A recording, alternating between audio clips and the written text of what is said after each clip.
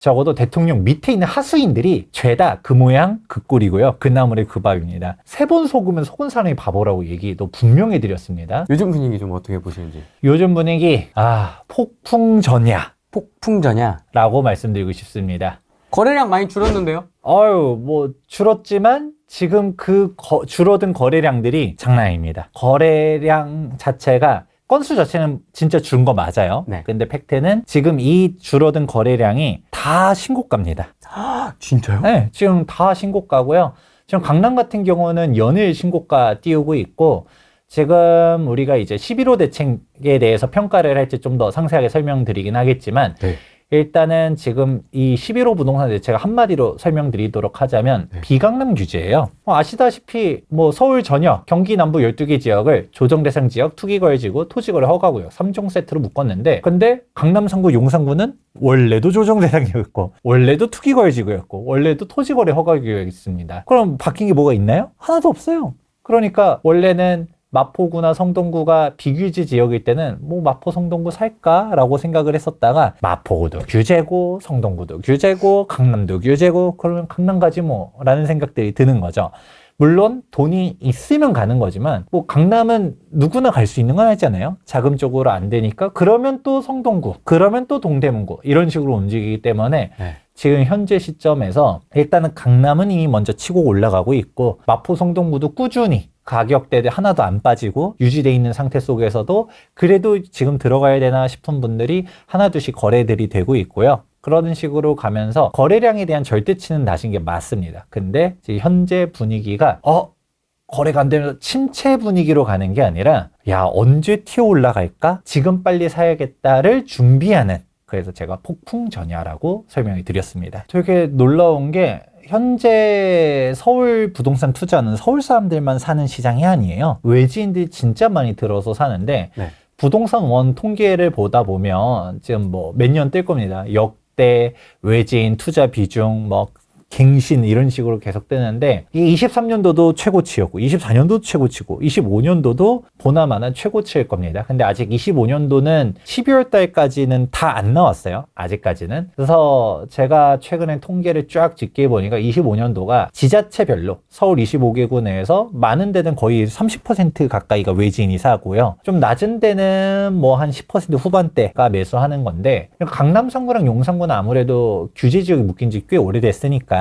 네. 지금 현재 누적해서는 한 20% 내외이긴 하지만 이제 월별로 따져보면 10% 초중반도 있긴 해요. 낮을 때는 초중반 정도만 외지인이 샀다라는 건데 저는 그것도 대단하다 생각합니다. 상식적으로 생각해보세요. 지금 현재 토지거래 허가구역이에요. 그러면 매수를 하려고 하면 일단 실거주가 강제되고요. 네. 그러니까 전세를 낀 갭 투자가 안 되죠. 현금 박치기 다 해야 되고 여기서도 대출 25억 초과주택은 2억밖에 안 해줍니다. 2억 왜 남겨놨는지 아세요? 취득세 남기려고.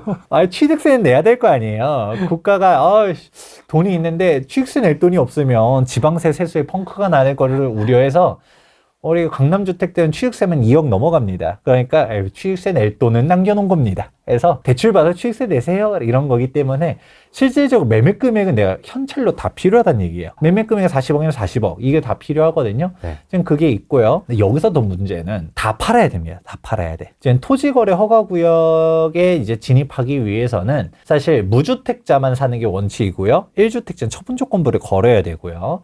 그리고 또 실거주해야 되죠. 그러니까 사실 저는 10몇 %도 엄청 대단하다고 생각해요. 지방의 삶의 터전이 있고 내가 여기서 자산을 서울로 보내야겠다까지는 할 수도 있어요. 우리가 돈이 부족한 거지 생각보다 돈 많은 사람들은 많거든요. 그러니까 지방에서도 사업을 하시는 분들, 병의원을 하시는 분들, 그런 분들이 돈은 내가 한 40억 있어 사야지, 50억 있어 사야지 라고 했는데 부동산을 사기만 하는 거는 가능해. 근데 실거주를 해야 된대. 그러면 네, 사업체가 그리고 애들이 학교를 다니고 있는데 이런 거를 다 내던지고 서울로 간다? 쉽지 않거든요. 그럼에도 불구하고 강남 상구랑 용산구를 저는 지금도 꾸준히 10% 이상씩은 다 외지인들이 사요. 그게 저는 정말 대단하다고 생각하거든요. 다 내던지고서라도 강남을 가야겠다라고 생각하시는 분들이 많다라는 거잖아요. 와, 그걸 보면서 정말 놀라운데, 근데 문제는 낮아도 10%대라는 거지 높을 때는 20% 넘어갑니다. 그러니까 지금 전국에 있는 자산들이 다 서울로 올라가고 있는 추세다 라는 얘기 먼저 말씀드려 보도록 하겠습니다. 저는 대책 나오자마자 바로 투미TV 업로드하면서 이거 대책 엉망진창이다, 서울 똘똘한 한 채 더 심화시킬 것이다 라고 저는 처음부터 전망을 했었거든요. 네. 찾아보세요. 그런데 그 이유는 우리는 다 알고 있습니다. 이 11호 부동산 대책이 아니라 저희 그래도 6.27 대책 나왔을 때는 후랭이 TV도 한번 얘기 다뤄봤었잖아요. 7월 달에. 네. 그랬는데 그때도 저는 올라갈 거라고 얘기했었거든요. 근데 실제로 올라갔었고, 결국은 이거에 대해서는 더 전에 후랭이 TV에서 6.27 대책도 전에 찍은 것도 있었죠. 이재명 대통령 당선 이후에 직후에 한번 감사합니다. 저는 지지합니다. 저는 여당을 지지합니다. 라고 하면서 살려주세요 이랬었는데, 그때 영상을 보시면 아시겠지만 정책은 실패할 수밖에 없어요. 그러니까 이게 정확하게는 민주당의 패러다임을 바꾸지 않는 이상은 부동산 가격은 올라갈 수밖에 없어요. 다주택자 규제 분명 똑같이 할 거라는 얘기 했었었죠. 왜냐면 이재명 대통령의 공약 자체는 다주택자 규제하지 않겠다라고 했었어요. 그랬는데 사실 지나고 보니까 다 했죠. 다 한 건데, 제가 3번 속으면 속은 사람이 바보라고 얘기도 분명히 드렸습니다. 사면봉 조심해라 얘기했습니다. 그러니까 일단 속으면 안 되지만 뭐 일단은 믿거나 말거나 규제를 안 한다라고 했으니까, 근데 지나고 보니 흰 소같지가 됐지만 그래도 일단은 또 아까 사면봉 할 수 있으니까 진짜 또 벙커링 오는지 안 오는지 대비는 해야 되잖아요. 네. 또 3번은 안 하겠지 하면서 앞마당 멀티 바로 깔면 안 된다는 얘기 분명히 해드렸습니다. 일단 준비는 하셔라 라고 했었는데 아니나 다를까 그렇게 된 거고요. 그러니까 그때도 말씀드렸던 게 대통령의 잘못인지까지는 모르겠어요. 대통령 생각은 좀 다를 수도 있겠죠? 근데 적어도 대통령 밑에 있는 하수인들이 죄다 그 모양 그 꼴이고요. 그 나물의 그 밥입니다. 문재인 정부 때 있었던 부동산 정책 입안자들이 노무현 정부 때 있었던 정책 입안자들이 문재인 정부 때도 부동산 정책을 했었고, 지금 이재명 정부라고 해서 다를까요? 그러니까 면면들을 보면 다 비슷비슷합니다. 그 사상인 사람들이 되게 많거든요. 그 사상. 그러면 그 사상을 가지고 계신 분들은 매번 생각하는 게 뭐예요? 지금 이번에 당대표께서도 대놓고 얘기하는 그놈의 토지 공개념.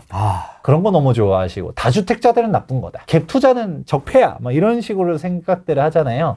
그러니까 그렇게 가니까 지금 부동산 투자는 나쁜 거다라고 규제들을 하니까 이제 6.27 대책에 나온 게 대출금지 나온 거고요. 근데 저는 항상 얘기했죠. 우리는 이거 다 경험해 본 겁니다. 우리 오징어 게임 얘기 분명 해드렸었어요. 여러분 이 게임 다 저는 해봤습니다 얘기했던 거죠. 여러분도 이 게임 다 해보셨거든요. 대출 규제 노무현 때도 했었었고요. 그래서 잡혔어요? 안 잡혔죠? 문재인 때도 했었어요. 문재인 때는 어떻게 했었냐, 15억 초과 대출 금지예요. 근데 저 지나고 나서 15억 초과 대출 금지가 2019년 12.16 대책 되거든요. 그 국토교통부 보도자를 다시 한번 봤어요. 봤는데 저 소름 돋았잖아요. 어떤 거에서 소름 돋았냐, 15억 초과 대출 금지에서 괄호 쳐 있고 어떤 식으로 돼 있냐, 초고가 아파트 대출 금지로 써 있었어요. 제가 한번 여쭤볼게요. 15억 초과 아파트가 초고가 아파트라고 말할 수 있나요? 지금이요? 네. 아니요. 지금 15억 아파트는 평균이 서울 평균. 그렇죠. 이번에 KB 통계 나왔는데 2025년도 12월 달 KB 통계가 아파트 평균 가격이 15억으로 사상 처음으로 떴습니다. 미쳤거든요. 평균이 15억입니다. 그러니까 지금 신축 아파트 좋아하잖아요. 얼죽진 하니까. 은평구 신축도 15억이에요. 네. 지금 노도강 사람들 무시하지만 노도강 30평형 때도 지금 10억에서 12억입니다. 지금 그러면 15억짜리 주택으로 갔다가 내가 뭔가 괜찮은데, 우리가 보통 평균이라고 생각하면 평균의 함정이기도 하지만 그래도 내가 서대문구 동대문구는 가야 평균 아닐까라고 생각하잖아요. 네. 서대문구 동대문구 가려고 하시면 대장단지는 지금 이미 벌써 20억이고요. 그리고 은평구 동대문구에서 이문희경동도 지금 실거래가 16억 찍었습니다. 지금 호가는 17억이에요. 그러면 내가 생각하는 평균이 다르다라는 생각을 좀 해보실 필요가 있고요. 이제 15억 주택, 물론 19년도 당시에는 비싼 거 맞았었어요. 그때 당시에는 마포구, 성동구도 15억이 안 됐었을 때니까 강남주택이거든요. 그러니까 강남주택을 규제했는데 돌이켜보면 이제 답이 나오죠. 그 15억 초과 대출 금지 걸었었을 때 집을 사지 말았어야 됐느냐, 샀어야 됐느냐, 사야 됐었다. 정부가 사실 답을 알려준 겁니다. 지금은 진짜 그때 당시 15억 초과 주택들이 진짜 초고가 주택이 됐죠. 네. 그러고서 이제는 또 허들을 또 걸었습니다. 11호 부동산 대책에서 이제 15억 이하 주택은 6억, 15억 초과 25억 이하가 4억, 25억 초과는 2억밖에 안 해주는데, 그때는 이제 워딩이 좀 달라졌어요. 15억 초과 주택을 이제 고가 주택이라고 말합니다. 규제를 한다고 해서 집값이 잡히는 게 아니라 결국 그게 다 실패했었던 것이고, 결국은 다주택자 규제잖아요. 양도세, 종부세, 취득세 규제들 분명 이번에 5월 9일자로 양도세 중과 유예 연장 안 해줄 거거든요. 네. 이제 중과 커질 겁니다. 그런 식으로 가게 되니까, 그럼 다주택자들 입장에서 어떻게 되나요? 이제 이후가 되게 되면 안 파는 게 아니라 못 파는 게 돼요. 양도세 중과세율, 다주택자는 최대 30% 중과인데, 그러면 최고 세율이 45%, 30% 중과 붙으면 75%, 지방세 10% 더하면 7.5% 더했을 때 이제 최고 82.5%거든요. 네. 82.5% 세금 내라고 하면 낼 수 있겠어요? 이건 못 내요. 이거는 팔지 말란 얘기거든요. 그럼 매물 잠겨버리면 또 어떻게 될까요? 이 정권 천년만년 가나 봅시다. 내가 이제 정권 바뀌고 또다시 다주택자 중과 풀리면 그때 팔아야지 라고 하면 니들이 이래도 안 팔아 하면서 이제 보유세를 엄청나게 올릴 겁니다. 이제 종부세 카드 분명 다시 꺼낼 거고요. 이번에도 이제 국토위 의원들 얘기 나왔잖아요. 재산세 인상 찬성합니까? 반대합니까? 라고 했을 때 찬성합니다는 한 명도 없었어요. 반대하는 사람 조금 있었고요. 유보가 대부분이었어요. 왜 유보를 했을까요? 얘기하고 싶지 않은 거 아니에요? 그러니까. 입장을 들키고 싶지 않은. 그러니까 찬성한다라고 하면 욕을 먹을 것 같으니, 근데 반대라고는 또 말하기 싫어. 또 찍힐까봐. 네, 그러니까 이 유보는 찬성이란 얘기입니다. 그러면 어떻게 해석해야 될까요? 지방선거 끝나고 보자. 이 우매한 민중들아, 내가 보유세를 죄다 올려가지고 세수 확보를 이바지하겠다라고 해석을 하셔야 됩니다. 보유세 유보는 판단을 유보한다, 즉 나중에 하겠다, 결국 언제 하겠다? 지방선거 끝나고 지켜보자로 보시면 되기 때문에 보유세 엄청나게 올릴 거고요. 그러면 또다시 이런 상황들이 모든 거를 다 돌고 돌아서 똘똘한 채로 만드는 거죠. 그러니까 사람들 입장에서는, 다주택자 입장에서는 팔 수밖에 없어요. 팔다리 비틀고면 어떻게 돼요? 으악 하면서 이제 토해내는 거죠. 주택을 토해내는데 어느 주택을? 지방을 토해내고요. 수도권을 토해내고, 그리고 서울 외곽을 토해내고, 그리고 서울에서도 빌라를, 오피스텔을 팔고, 맨 마지막으로는 어떻게 될까요? 똑같은 아파트라면 구축을 팔고 신축을 사수하고, 그런 식의 메커니즘이 노무현 때도 있었고요. 문재인 때도 있었고요. 그럼 이재명 정부라고 해서 다를까요? 근데 이번에 627, 97, 11호 딱 3번 대책 나왔습니다. 이번에 대책 나온 거 보니까 똑같습니다. 하나도 예상을, 저는 제 전망이 좀 틀렸으면 좋겠어요. 틀렸으면 좋겠는데 어떻게 한치의 예상을 벗어나지 않고, 오히려 저도 예상을 못했었던 거는 이렇게 빨리 할 줄은 몰랐어요. 이재명 정부의 특징 중 하나는 빠르게, 강하게, 넓게 라고 봅니다. 지방선거 전후에 나올 수 있는, 지금 뭐 카드는 계속 만지작거린다는 얘기는 나오는데 아직은 조용하더라고요. 뭐 공급대책 나온다 어쩐다 얘기는 하는데 뭐가 좀 나올 수 있을까요? 없습니다. 나올 게 없습니다. 그러니까 여러분들이 나온다라고 하면 더 규제를 할 거는 나올 수 있는데, 여러분들이 기대하는 게 진짜 집값 안정을 위한 공급 대책 이런 거는 없다라고 생각합니다. 왜냐면 상식적으로 생각해 보세요. 후링이 님도 지금은 이렇게 이제 유튜브 하시면서 이제 한 회사의 대표님이시지만 이제 직장 생활을 하셨잖아요. 네. 그 이제 위에서 부장님이 오더를 내려요. 후링이 씨, 고생이 많아. 이제 연말 계획 뭐 있으시나? 저 또 휴가를 가려고. 근데 12월까지 보고서 하나 만들게. 라고 하면 어떻게 해요? 속으로는 이러겠지만은 네. 해야지. 해야죠. 저 휴가 예약을 그래도 일단 하게. 라고 하면, 그러니까 퀄리티의 문제는 생길 수는 있어도 어쨌든 위에서 까라면 까야 될 거 아니에요. 그러면 국토교통부 장관이 분명 2025년도 12월 달 공급대책 발표하겠다고 했거든요. 근데 발표가 안 됐잖아요. 지금 벌써 1월 중순입니다. 그리고 이제 어영부영하다 이제 1월 말입니다. 1월에는 또 발표하겠다 했거든요. 근데 1월에도 지금 다 지나가는데 언제 발표하려고 그러나라는 생각들이 들어요. 그러면 고심중? 그러면 이제 거꾸로 생각해 보는 거죠. 아니, 장관이 12월 달 발표하겠다라고까지 언론 통해서 말까지 했는데, 감히 국토교통부 직원들이, 감이란 표현 좀 그렇긴 하지만 장관의 말을 개무시하면서 저희는 12월 달 안 됩니다 라고 할 수 있을까요? 안 되거든요. 분명 보고는 올라갔어요.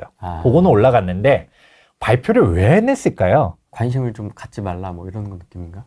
우리 발표를 하기에는 너무 부족하니까 안 한 거죠. 오히려 역효과 그렇죠. 97 때처럼. 빙고. 97 부동산 대책을 발표하니까 많이 얘기했었던 게 무슨 뭐 역대급 공급 폭탄이 뭐니 설레발은 다 해놓고 아무 내용이 없었잖아요. 그러니까 갑자기 6.27 대책 나오고 그때 당시 분명 이재명 대통령께서 어떤 얘기 하셨냐. 6.27 대책 맛보기에 불과하다. 맞아요. 라는 얘기에서 문재인 대통령의 규제 주머니 두둑하다에 이어서 맛보기론까지 나오니까 야 6.27이 맛보기로 도대체 얼마나 강력한 게 나오려고 그러나 제가 그때도 분명 간 계속 보면 짜지는데 왜 자꾸 맛보기라고 하시니까 좀 두려웠었는데 그러면서 짜잔하고 나타나는 게 잘못 봤나? 이게 뭐지? 하니까 사람들이 지금이니? 하면서 갔었던 거죠. 그때 9월달에 진짜 확 달라들었잖아요. 그럼요. 9월달에 미친 듯이 올랐는데 그러면서 11호 부동산 대책이 나온 거예요. 그거를 다시금 생각해보면 우리는 알 수 있는 게